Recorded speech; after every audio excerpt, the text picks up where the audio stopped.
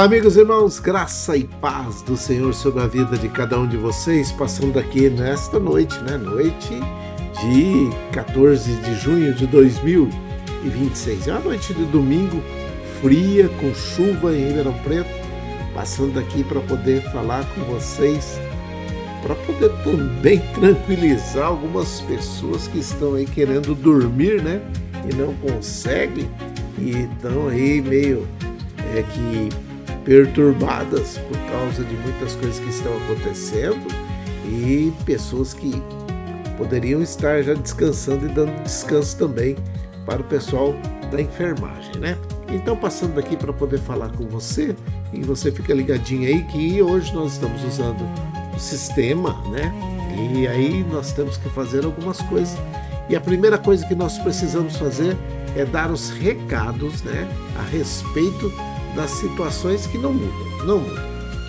Escorpiões, mosquito Aedes aegypti e aquela situação de fazer exercício ao ar livre entre 10 e 16 horas não muda, Então tá aí para você ver que você precisa cuidar da sua casa para não ter escorpião e nem ter o mosquito Aedes aegypti dentro da sua casa, porque o escorpião, a picada dele é muito terrível, Agora, o mosquito Aedes aegypti, ele pica você e ele pode transmitir para você a zika, a dengue e a chikungunya. A dengue, na sua pior forma, que é a hemorrágica, ela pode te matar. Então dengue mata sim, tá?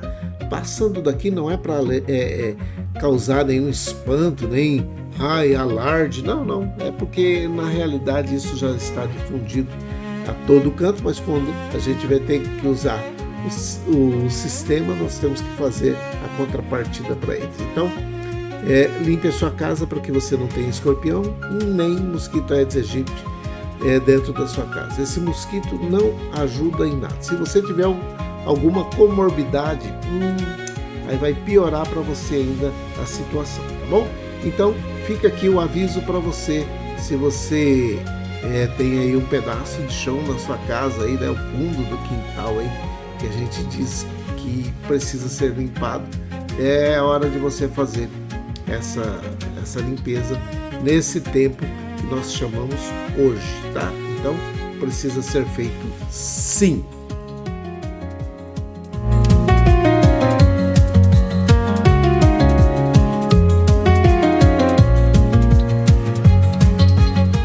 E, aproveitando então para poder falar, e bem rápido, hoje nós vamos fazer com essa tela deitada aí, que é horizontal, por causa que o sistema é assim, então nós não vamos demorar não, tá?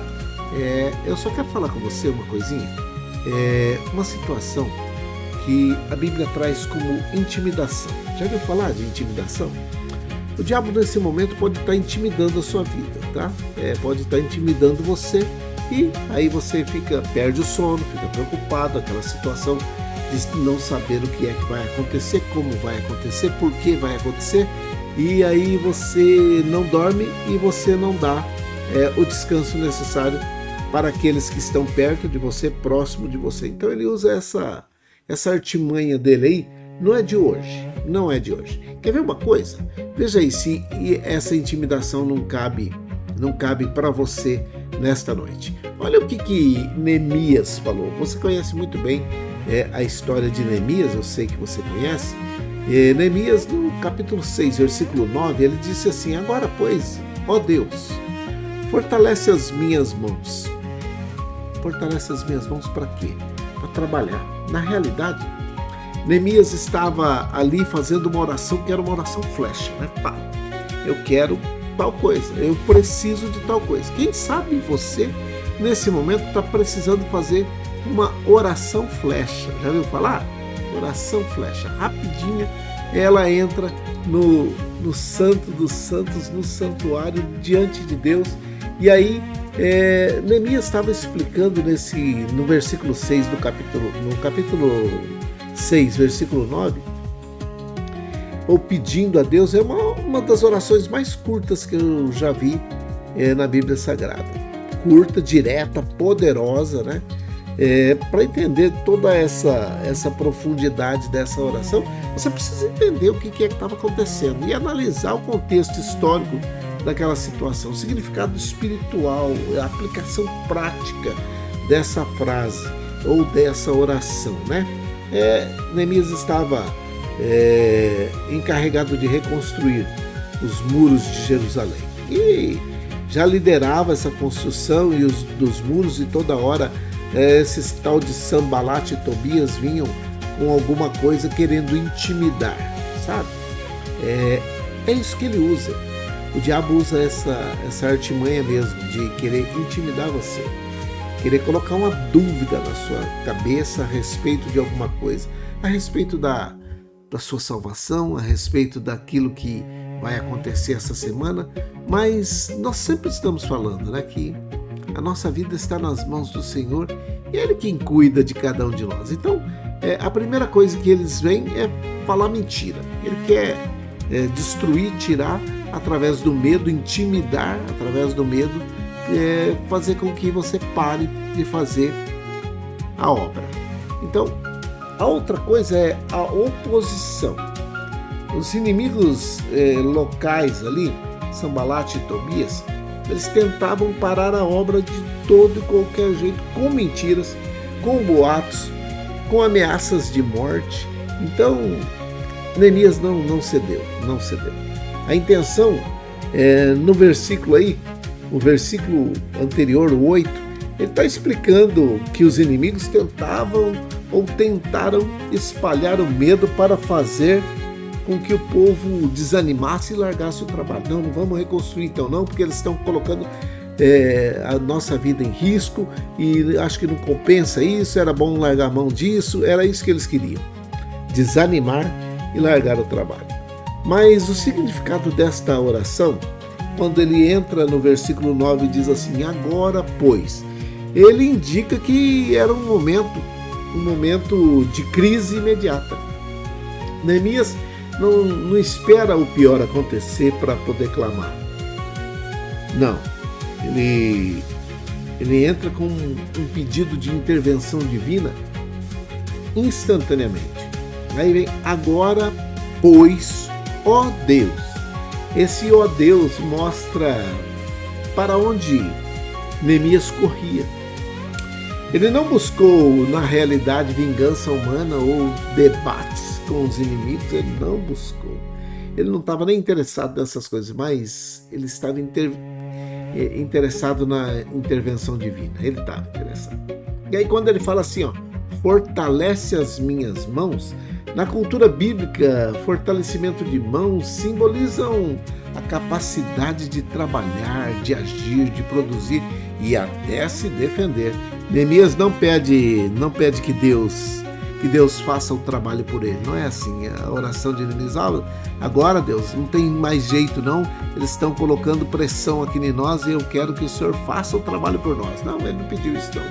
Ele pediu para que Deus fortalecesse as suas mãos e para que ele pudesse continuar. Ele não queria que fosse retirado os inimigos. Não, ele não estava pedindo isso não. Ele pede a força interna para continuar trabalhando apesar do medo. E eu quero chamar a sua atenção aqui nesse momento, que pode ser que nesse momento o inimigo está querendo colocar dúvida no seu coração, intimidar você, paralisar você, para que você não confie que Deus está no comando de todas as coisas. Mas essa situação é real.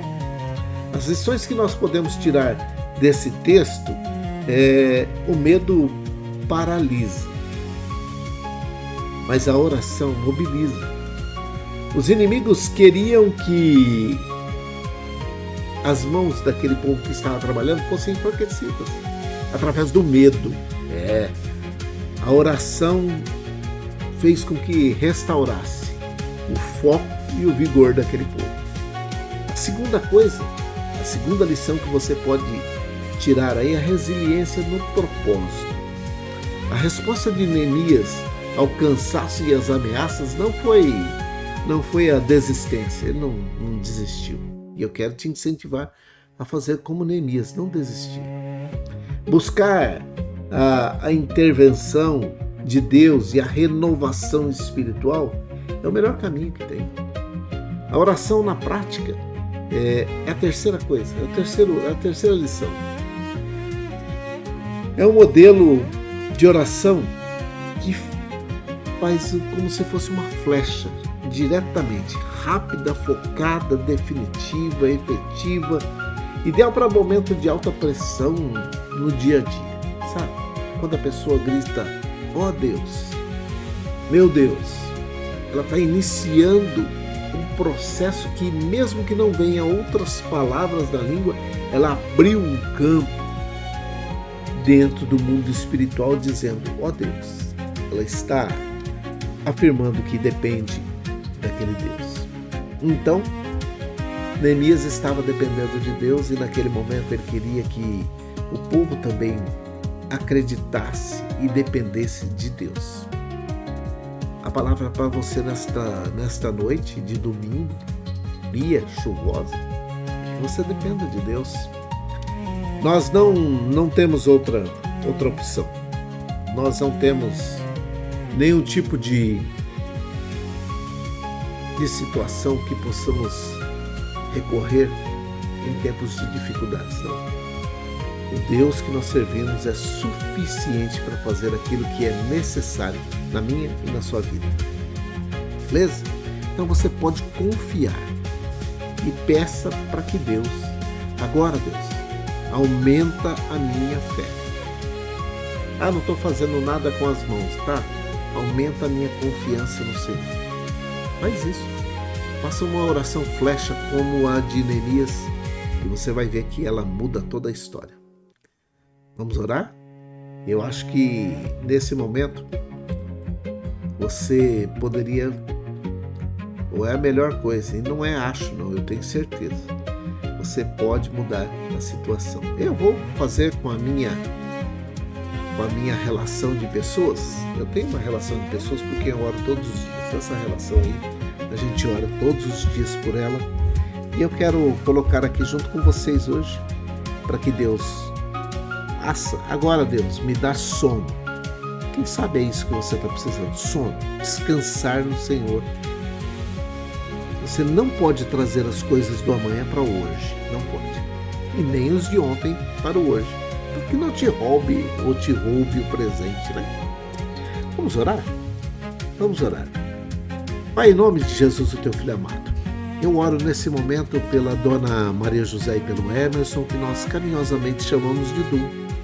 Oro pela dona Maria Dourado, a irmã Maria Dourado e a sua família. Oro pela Isabel, pelo Miguel, pelo Fabiano, pela esposa. Oro pelo Edilson, pelo Adriano, pelo Vitor, pelo Jean. Eu oro nesse momento pela dona Neia e o seu Fernando. Que haja rápida, efetiva, definitiva recuperação, tanto da dona Neia quanto do seu Fernando, que sofreu um acidente e agora está precisando da tua bênção, a tua graça e a tua paz. Eu oro pela avó Hilda, pela avó Luzinete, pela avó Tereza e as suas famílias. Oro pelos idosos que estão nos asilos, nas casas de repouso, nas creches de idosos. Meu Deus, socorre a cada um deles. Aqueles que estão entristecidos porque não receberam visitas neste final de semana, meu Pai, tenha misericórdia e ajuda a cada um deles. Eu oro pelas crianças, jovens, adolescentes, adultos, que agora à noite não estão estudando no final de semana, mas que vão entrar agora uma semana de estudos, às vezes pesado, complicado, mas o Senhor pode abrir a mente e o coração de cada uma delas. Eu creio nisso, meu Pai. E que os professores também estejam em conformidade com aquilo que preconiza a lei, ensinando aquilo que é necessário para que se formem homens e mulheres de bem. Eu oro pelos doentes que estão hospitalizados ou não, aqueles que estão em recuperação em casa, aqueles que aguardam uma vaga no ambiente hospitalar, que a tua boa mão esteja estendida sobre a vida de cada um deles. Eu oro pelos que estão na drogadição, no alcoolismo, na situação de rua. Esse tempo de frio, meu Pai, situação de rua é muito complicado. Ajuda essas pessoas. Dá minutos de lucidez a todos eles, para que possam rever as suas atitudes e decidir voltar para o caminho, que é o caminho do Senhor.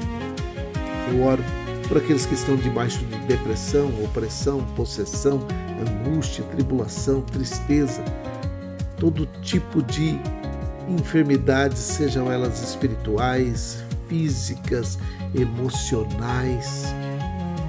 Eu repreendo em nome de Jesus toda ação do inimigo na vida dessas pessoas.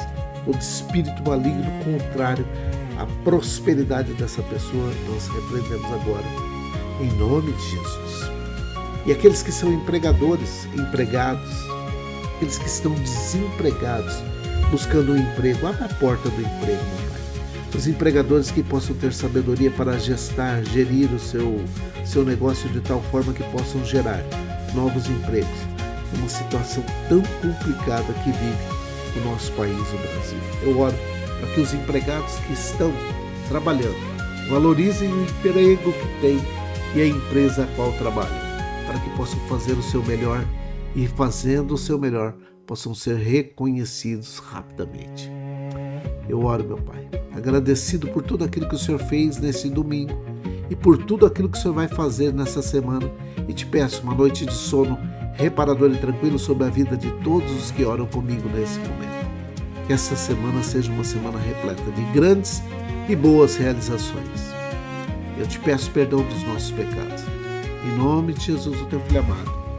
Amém e amém. Que o Senhor te abençoe e te guarde. Que o Senhor faça resplandecer o seu rosto sobre ti, tenha misericórdia de ti. Que o Senhor sobre ti levante seu rosto, te dê a paz. Um grande abraço a todos vocês, fiquem em paz com Deus e vê se dorme, vai dormir. Descansa no Senhor e espera nele, porque Ele fará aquilo que é necessário para que você tenha uma vida próspera e abundante. Tá bom? Deus te abençoe. Boa noite.